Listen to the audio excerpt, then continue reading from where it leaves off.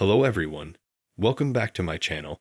Let's start today's video with a quote by Jim Carrey that I found on the MyGTown Reddit, and I put a link to that Reddit in the description. So here's what Jim Carrey has to say, and I quote, "Solitude is dangerous, it's very addictive, it becomes a habit. After you realize how calm and peaceful is, it's like you don't want to deal with people anymore because they drain your energy." Unquote. Keep that quote in mind, because there's a reason men call their cars "she like women," they're sleek, attractive, and drain your bank accounts. But the key difference is they are loyal for the cost of a bag of potato chips. He can read Richard's story about treacherous cars, and even more treacherous women. Check out Richard L. Slinger's automotive-related horror stories, available in digital formats on Amazon and readable on any and all platforms. First, it's important to discuss Jim Carrey and marriage. He was married twice, and then after the mid-90s, he never married again. Jim dates and has girlfriends, but since he got divorced, he's never tied the knot ever again. Even with longtime girlfriend Jenny McCarthy, he never married her, so I'd like to think that he's actually going his own way. So with that out of the way, why solitude's so addictive for men, once we realize how calm and peaceful it is, why do we want to avoid people at that point? And why do people drain our energy? I know from personal experience, from spending weeks and even months alone, that you get into a deep state of relaxation that's typically addictive. Solitude helped me heal my body because I didn't have to deal with the stress of social interaction. It also lowers your cortisol levels, so you reduce getting heart disease, stroke, cancer, diabetes, and many other illnesses. When you don't have to deal with the internal struggle of trying to please a woman and family, you fall into a deep disconnect from the world, and life becomes both more difficult and easier at the same time. You can work like you always have, but while you're working, it's far more laid back. When you're in your fortress of solitude, it also makes women squee.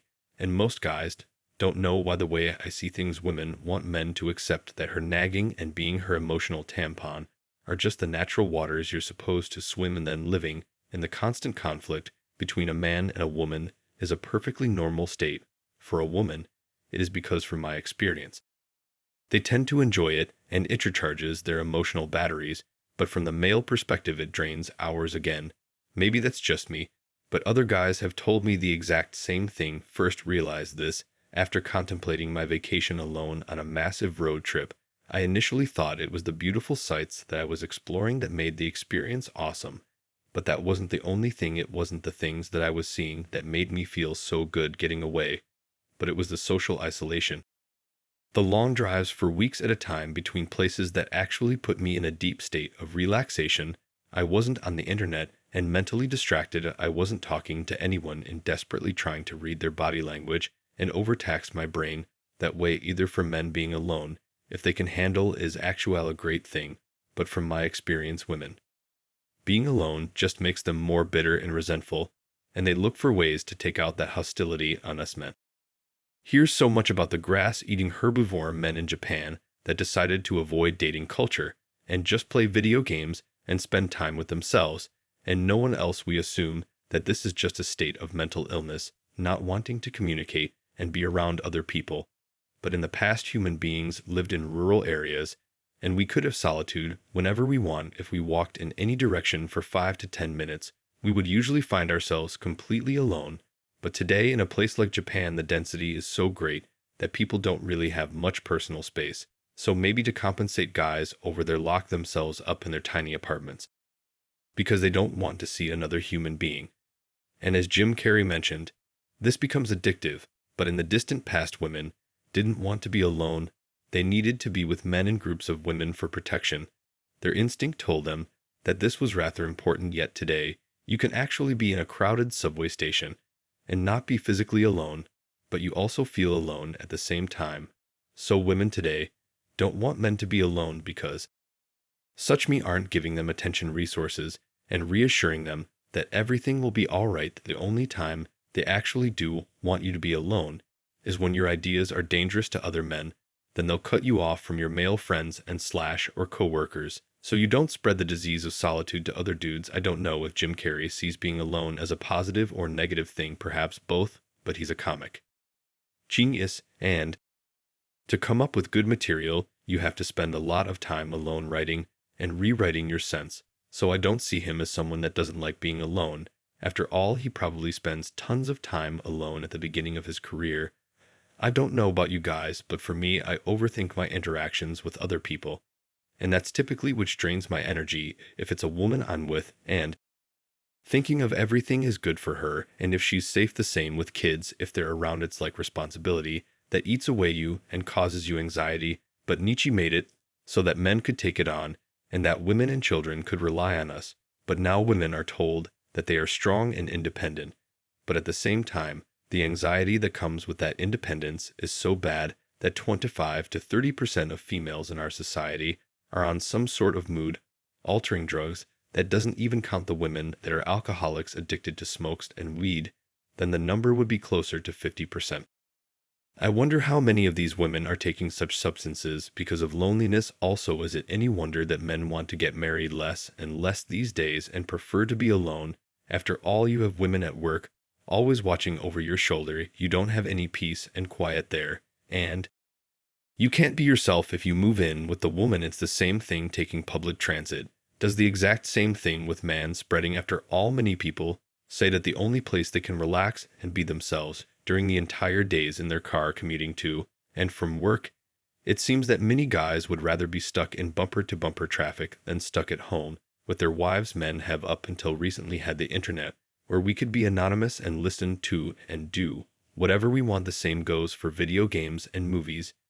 Yet women don't want mentees have such virtual places to escape to. Either they tried to shut down the coffee shops in the Middle Ages, they tried shutting down the bars and nightclubs through Prohibition back when women were perpetually pregnant and couldn't drink, unless of course they wanted their children to come out looking like poor old Greta. For women, men being together or alone creates great amounts of anxiety, and men have to be shamed back to the plantation. Women's psychological stability and health depends on your mental and psychological instability, and you as a man being upset.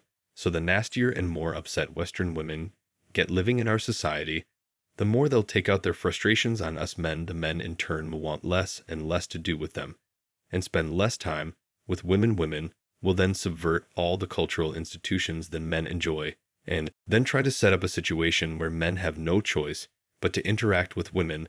But in the end, men will sit on their iPhones playing a gender-neutral game like Candy Crush or possibly checkers, rather than interacting with a woman. The shaming language of being called gay for being single simply aren't working anymore, so now they've escalated the shaming language by calling all men insults and trying to get the government to come after us and put us in jail or take away our weapons if they deem us to be unstable or something like that. Being a man trying to get away from gynocentrism used to mean being shamed and called gay or a loser. But now the idea seems to be about pushing men away from being alone by making those men think that society is going to see them as an insult threat and try and take away their liberties. Women define themselves based on their social status relative to others. If men around them are voiding the social ladder and socialization, and what those men are saying is, I don't care about my position in the hierarchy. This, I believe, pisses women off because they want men to value the same things that they do so they can sucker us into their games. But that's a topic for another day anyways. For the last bit of this video, I want to discuss an article I put in the description called London's Khan launched his program to spare criminals jail time if they're women. So the Mirror of London's Sadiq Khan wants to create moral hazard in the UK by launching a program where women that shoplift and steal things don't have to go to jail but instead receive mental health and substance abuse support. Talk about a double standard. On one hand, he actually speaks about equality between men and women, yet he wants to go easy on women because of course he wants to get reelected, and the way that you do that is to catering to women's feet peas.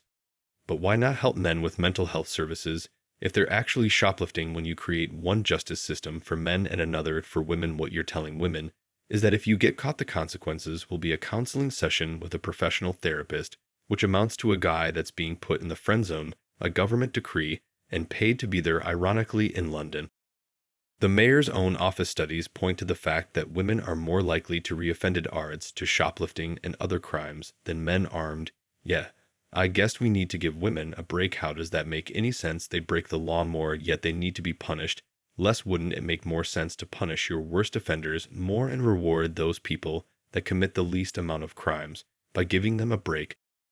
For example, men, the real reason I believe that women are being let off the hook when it comes to crime is because there are more and more single mothers out there, so if women have to go to jail and prison, then the state is left with the burden of taking care of their babies. They don't want that burden, so he would rather let women go free. This has nothing to do with justice. This most likely has everything to do with government budgets. Of course, our society doesn't think that fathers are essential for children, so they have no problem sending them off to prison, it seems. So who's going to end up paying for the female crime wave that the mayor of London wants to unleash? Oh, that's right, it's mostly male business owners, because they either have to pay higher premiums with regards to theft and shoplifting insurance, or they just won't report the robberies done by women to the police and eat the COS themselves rather than doing that. And seeing their insurance premiums rise, it's like what's going on in San Francisco right now. People in the city are constantly having the glass in their car windows broken because the place turned into a leftist, so it doesn't really matter because in the end men get screwed over by rulers like the mayor of London and the hopefully gone by now Justin screwed. Oh, I guess in the end a man can be alone all he wants to, but in the end that doesn't mean that his money will be left alone. Instead, it's going to be taxed away from him to pay for therapists for female shoplifters. Oh, happy day. Anyways, that's it for today. I hope you enjoyed this topic. Don't forget to smash the like button and subscribe our channel. See you in the next video.